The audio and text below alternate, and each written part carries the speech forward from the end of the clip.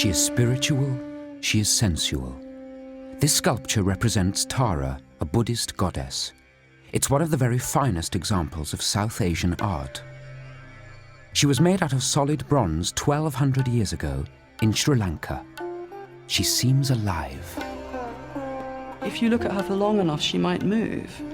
And that's the finesse of the Sri Lankan bronze casters. Tara is one of a kind.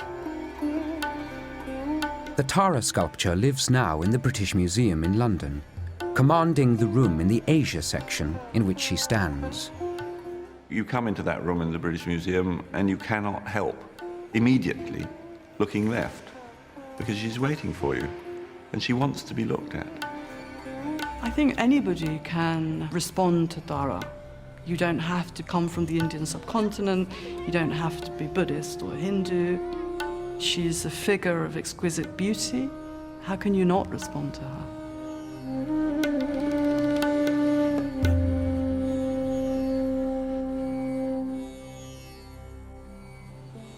The Tara sculpture was made for the followers of the Buddha in Sri Lanka. Buddhism has always been the predominant religion of the island. Followers would have worshipped in front of the statue. Tara represented a specific virtue, that of compassion. Her main function was to inspire devotees. Her extremely sensual form belies her spiritual function. She was designed to be worshipped not as a carnal object, but as a sacred one. Victorian sensibilities were too delicate to cope with the first sight of this semi-naked erotic beauty from the Orient. She was donated to the British Museum in 1830. Yet she was hidden from view in storerooms for 20 years before her charms finally went on public display.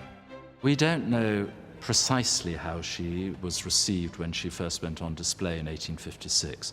I suspect that she was considered too voluptuous by half, too sensuous, too physically present. To see an image of this type in the Victorian period, you would have thought of it as a lack of moral sensibilities in an entire nation or in an entire subcontinent. It's one of those things that the Western mind finds rather difficult to adjust to, that a sensuous form can be a sacred form, and that the two can go hand in hand. There are some 60 images of the goddess Tara housed in the British Museum collection, originating from right across the Buddhist world. But comparatively few hail from Sri Lanka, let alone on such a scale. The Tara stands at an impressive 1.45 meters. All the other Buddhist images of this period are half a meter at the most. Here we have one that is practically life-size. So it is a most astonishing survival, most astonishing accomplishment. So far as we know, she is unique. Precisely how this peerless golden Tara made her way to London from the far reaches of the British Empire is still something of a mystery.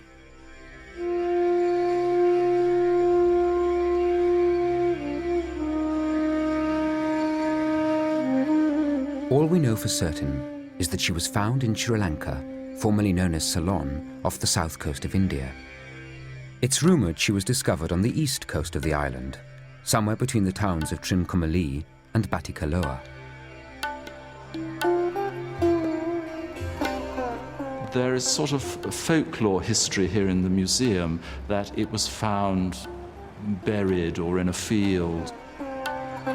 Where the digits have been broken off, this corrosion there is quite severe, rather suggesting that she'd been in a soil.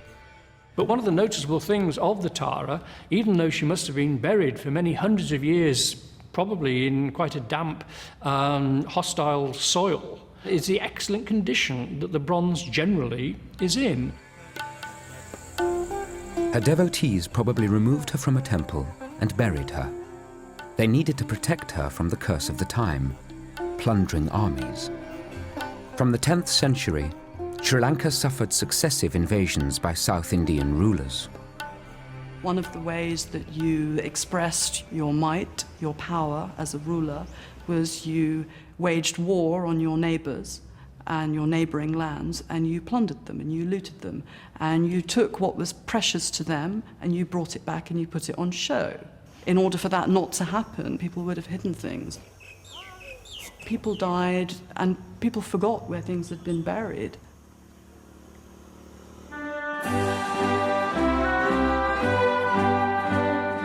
However she was discovered, it was by sheer chance that the Tara statue came into the hands of Sir Robert Brownrigg, Governor of Ceylon. Robert Brownrigg is a professional soldier. But in a way, he was a strange appointment because although he'd served in America and served in the Low Countries, he'd never been in Asia. At that time, the British Army was full of the people who'd cut their teeth in India, who knew Asia well. He wasn't one of them. You know, I think he was learning on the job. During his tenure as governor, he travelled a great deal, touring around the Highlands and the northeastern region. There had been an awful lot of wining and dining going on between the notables and, you know, sort of governors' dinners and what have you. So there had been many, many opportunities for Brownrigg perhaps to have been presented with a gift, and it's quite possible that the Tara was such a gift. Sir Robert had little understanding of the treasure he'd acquired. For all that, he was now the owner of one of the finest representations of the great Buddhist female deity.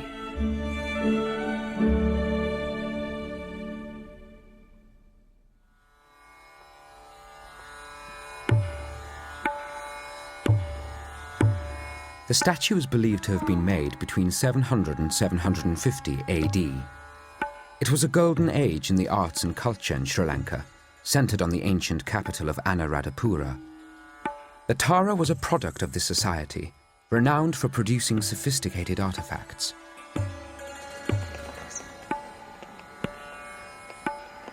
Buddhist sacred imagery was being created on a large scale in every sense. There are several sacred sites in Sri Lanka where the statuary is on a monumental scale. This one is at Buddha Ravagala, to the south of the island. Here there is an image of Tara carved out of the rock face. She is one of several statues that surround the central figure of the Buddha and stands at a gargantuan 40 meters. The beautiful Tara at the British Museum is one of the supreme achievements of this golden age of Buddhist icons and imagery.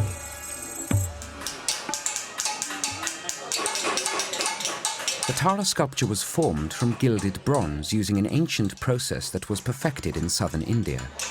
It is known as cire perdue, or the lost wax technique. The initial artwork for the Tara would have been moulded and carved to size in wax by a master craftsman. This wax object was then covered in several protective layers of clay and baked in a fire pit. The wax would then melt and exit through channels at the base. Left behind was an impression of the original design on the surrounding clay. The molten metal, usually an alloy of copper and tin, would then have been poured into the remaining clay mould and left to set. Casting such a large volume of metal creates all sorts of technical problems. If I'm the Tara for a moment and I'm full of liquid metal, then obviously the metal sets all round the outside, so to speak. So first of all, you'll get a skin of me in bronze setting, and that has set. But of course, the boring thing is that all inside, it's still liquid metal. And as that cools, then of course it inevitably contracts. But it's contracting against the metal that is already set. They would have been very careful while it cooled down to ensure that the strains were contained and that the thing just didn't pull itself to pieces. After cooling for several days, the mould would have been broken open to reveal a rough bronze cast of the sculpture. The smiths who did the work must have been extremely relieved when they broke away the mould and discovered that she was intact and superb. A team of apprentices would then carefully finish off the statue, smoothing and polishing the bronze cast. It's been filed and sanded and then chased. So they're beautiful, beautiful details, like the edge of her sari, her navel, elements of the hair and around her face that have been literally carved.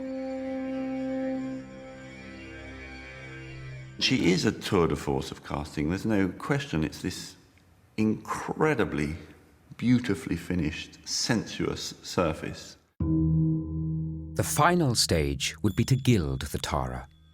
The whole process from start to finish would have taken about 5 to 6 months. It's thought the Tara originally would have been sited in a shrine dedicated to her, or within a larger temple complex. How she was worshipped depended on your status. Within the confines of the inner sanctum of the temple, only a certain favoured few would have been able to ever see her. Because only the people at the upper echelons of society can enter into the deepest chambers of the temple. And that's something that happens in Hinduism, and it also happened in Buddhism. What happened as a result of this is there was a demand for the icon, the deity, to be brought outside of the temple to the people. It's very feasible. Tara would have emerged from the monastery for the festival. She would have been heavily garlanded. She would have probably been clothed in silk saris and paraded through the streets for everybody to see.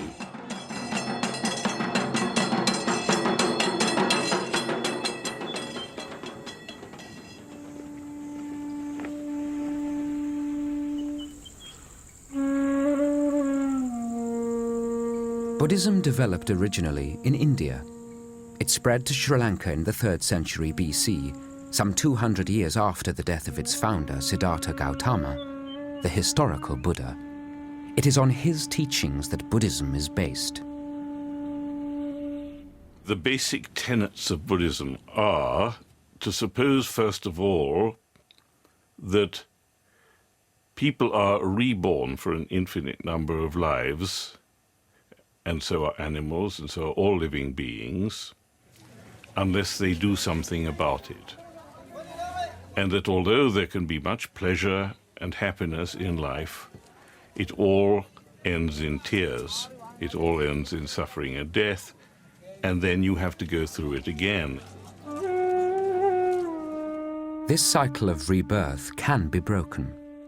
Realizing that nirvana or salvation can be attained is the state of enlightenment. It's often referred to in the early scriptures as seeing things as they are. It's just wide-eyed clarity, no longer accepting common delusions and allowing yourself to be fooled by thinking that because you are happy today, that can go on forever. As the religion took hold in Sri Lanka, Buddhism developed into 2 main schools or traditions. The goddess Tara was revered and venerated in one of these schools, known as the Mahayana, where she symbolizes compassion. She's a personification, like you might have in Christian art. You have faith, hope, and charity, for example, shown as beautiful, interesting-looking women. That's exactly the kind of thing that she is. She's a personification of the compassion of a Buddha, which will help you get across the ocean of existence. You want to reach the further shore. Tara means person who helps you across. The goddess Tara is linked with another Buddhist deity who also symbolizes compassion. He is known as a bodhisattva, and Tara is his consort. A bodhisattva is someone who has progressed through many different lives. They are about to enter nirvana, just as the Buddha did, but have turned back at the last moment, have viewed suffering humanity, and have taken the so-called bodhisattva vow. That is, that they will not enter final nirvana until every living being, even to the last blade of grass, they say, has also entered nirvana. We call her goddess, and she's not a bodhisattva, because bodhisattvas are all male, but she is an important divine female figure. In a ritual setting, Tara and her male deity would often stand next to each other. Tara would usually be found to the left of the male and be smaller in scale. I think to try and say that she is seen as inferior because she accompanies rather than is the main figure, in a sense misses the point. You can't have one without the other. She is as important as he is. She's by no means inferior. And for many people, she would be their chosen deity, the main deity of worship.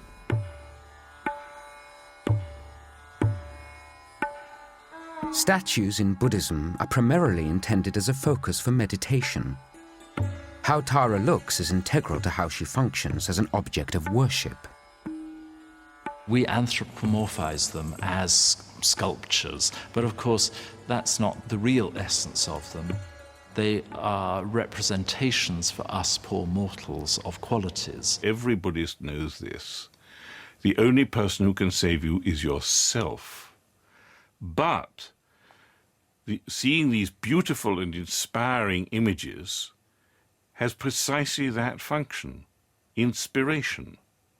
You see this lovely figure of compassion, and that can make you improve in your mind. You can improve psychologically. You can become more compassionate, more like a Buddha, more like Tara. That's what it's for. Works that have been part of ritual practice have a kind of aura. The power of this work comes from the fact that thousands and thousands of people over a very, very long period have addressed her. She has been energized and she has soaked up all those gazes and indeed all those thoughts and feelings that people have brought to her. In Sri Lanka, sacred statues were designed according to strict texts, similar to these ones made of gold. They were known as shastras and laid out the specific characteristics of each deity and how they should be depicted. There are in fact shastras for all sorts of different activities. There are shastras for cooking, there are shastras for making war, for looking after elephants. In fact, the most famous one, of course, is the shastra for lovemaking, which we know as the Kama Sutra. And, surprise, surprise, also for making images. This manual or blueprint would be followed closely, or the sculpture could not fulfill its ritual function as a sacred object. The ideal proportions and designs were passed down from craftsman to craftsman. There are, as it were, abstract principles of proportion that are applied, as it were, to the human body that bring it into a level of harmonic perfection that most bodies don't achieve. This distance, which is the distance from the stretched little finger to the end of the thumb, is equivalent to the distance between the bottom of your chin and your hairline. And that goes into your body 10 times. We can test it out on the sculpture itself. And indeed, the Tara statue at the British Museum does pass the test. She conforms to this rule of bodily perfection. The remarkable thing about our Tara here is that the craftsman has clearly gone beyond, has been able to go beyond any prescriptive requirement. This is not a sculpture that has been made by numbers, as it were. This is a mixture of aesthetic accomplishment and devotional attitude. There was room for a degree of artistic license allowed, but crucially, the appearance of every sacred statue had to convey qualities that would solicit the correct response in the devotee. Perhaps the most important thing for many images, certainly for Buddhist images, is the expression. The expression has to be right. Among other things, it's beautiful, not ugly. So you've got to see in the face of Tara, in her expression, both compassion and wisdom. Compare her to the Virgin Mary in Christian art. It's very important that the Virgin Mary be beautiful, not ugly, and that she have a very tender, kind, compassionate expression. Of course, this is often helped out by giving her a baby to hold.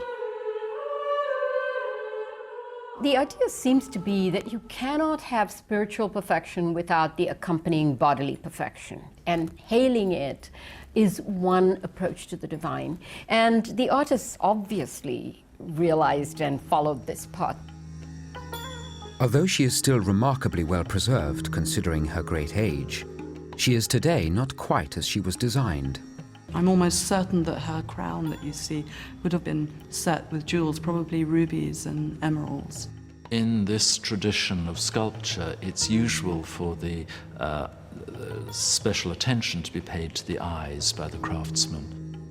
And the placement of the eyes is especially important because it's at that moment that the divine presence is felt to enter the bronze. Before, it's just a lump of metal.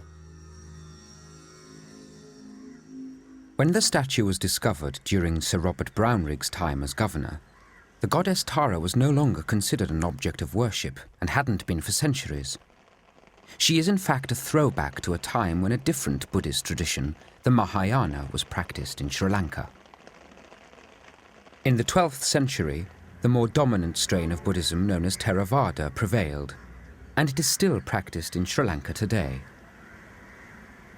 Mahayana played really no part any longer, and therefore people wouldn't have quite known what to do with the Tara image. It's quite possible that they would even, have forgotten exactly what this represented and exactly what it was. So the Tara images that survived were theologically redundant, but they were kept in circulation under a new identity. The Tara statue became worshipped as Patini Devi, a guardian goddess of Sri Lanka. So when they see a statue of some goddess-like figure, they're likely to say, well, this is Patini. After all, the name wasn't written on it or over it.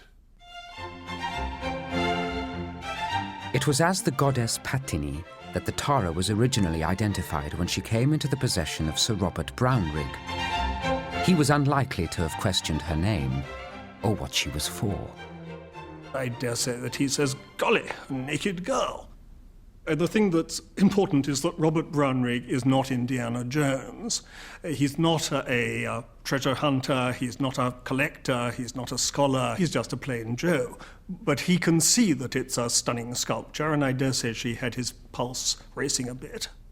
I'm sure there can be no doubt that both he and his wife saw her as being the most amazing dinner party stopping item to have on display in the home. Imagine an item like this in the hallway. It is, of course, of huge significance. It says a great deal about you and your career. It will enable you for years afterwards to talk about your time overseas and what you did. These were souvenirs. But Sir Robert was shrewd enough to know that the statue was something of value. He didn't leave her behind when his time as governor was up, and he had to set sail for Blighty. The Tara was loaded onto the SS Eclipse, a fast ship for her time. Even so, the passage from Sri Lanka to Britain in 1822 must have taken some 6 months. The Tara survived the journey around the Cape of Good Hope and made it to Britain in one piece. But she settled uneasily into the Brownriggs' rural Monmouthshire home, where she spent 10 years, no doubt unsettling the locals and the clergy. One day, Sophia Brownrigg says, Robert, darling, we really must get rid of that naked idol in the drawing room. I mean, it's just too embarrassing. Every time the vicar comes to tea, I have to cover it up with a tablecloth. I know. Why don't we give it to the British Museum? That's how great works of art end up in great public collections. In 1830, Sir Robert's wife seized an opportunity to offload her voluptuous houseguest. She wrote on behalf of her husband, who was now in poor health, to the British Museum. Sir Robert is so little conversant with such things that he does not feel as confident as he would wish that this figure is worth the acceptance of the museum. There is some doubt in her mind as to whether it is a worthy object to be displayed here in the British Museum. This is, of course, highly ironical today when it's considered one of our very greatest treasures. Lady Brownrigg's belittling aside reflects an attitude that was generally held by Europeans towards the art of their dominions. It is illustrated in the watercolour produced by the artist James Stefanoff in 1845. His painting ordered artifacts from known civilizations into an elitist hierarchy based on a perception of their aesthetic importance. At the top you have the Parthenon sculpture, other classical Greek sculpture, Roman sculpture, Egyptian painting. Right at the bottom, the Tara sculpture. His view, and no doubt the view of many other people in London at that time, was that sculptures of this type were not at the pinnacle of aesthetic accomplishment. They were at the base of it. Any Victorian or any contemporary today going into the British Museum with preconceptions about the superiority of Western civilization has only got to look at that piece to realize how wrong they are. It was only recently that the sculpture's true identity as Tara was acknowledged by scholars.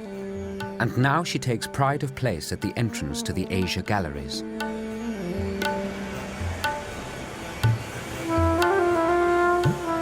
In the former colony, which gained its independence from Britain in 1947, the golden statue of Tara is admired now as a peerless cultural icon.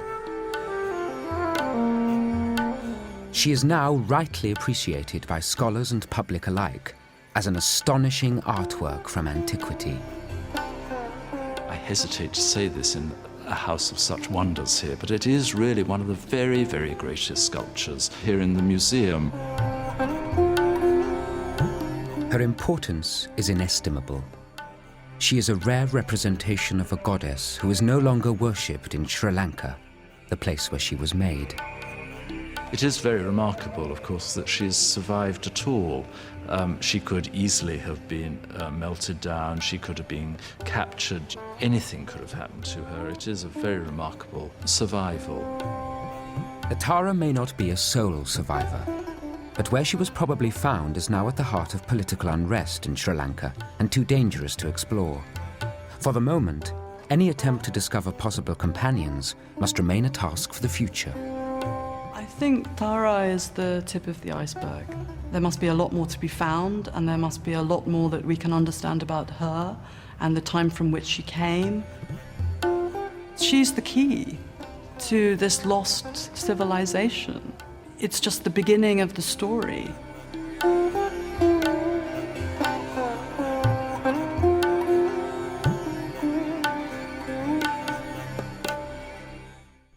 Later this evening, BBC 4 unveils a brand new series spending 12 months in the life of Tibet's third largest town.